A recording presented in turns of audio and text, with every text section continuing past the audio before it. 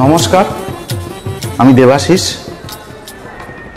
নান্দিকার উৎসব আমার কাছে, আমাদের থিয়েটার যারা থিয়েটার করি তাদের কাছে একটা হ্যাপেনিং।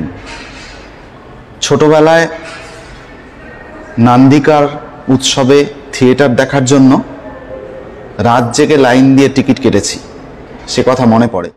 সেই নান্দিকার প্রতি বছরের মতো এবারও আবার উৎসব করছে। আমি খুব ভাগ্যবান যে সেই আমাদের গর্বের উৎসবে, আমাদের বাংলা থিয়েটারের গর্বের উৎসবে এবছর আমার লেখা এবং নির্দেশনার একটা থিয়েটার, সেটা এবার ওরা জায়গা দিয়েছেন।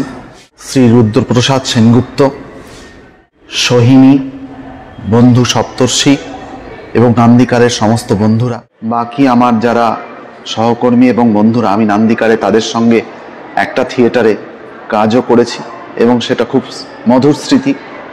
তারা যে আমার থিয়েটারকে, সংস্তবের এই থিয়েটারকে এই উৎসবে জায়গা দিয়েছেন, এটা আমার কাছে খুব আনন্দের, আক্ষরিক অর্থেই খুব আনন্দের।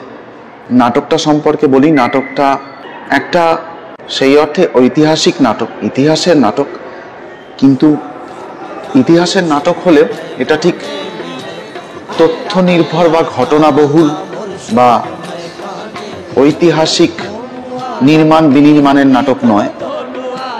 এটা একটা দুটো পুরনো ক্ষমতায় থাকা এবং ক্ষমতা থেকে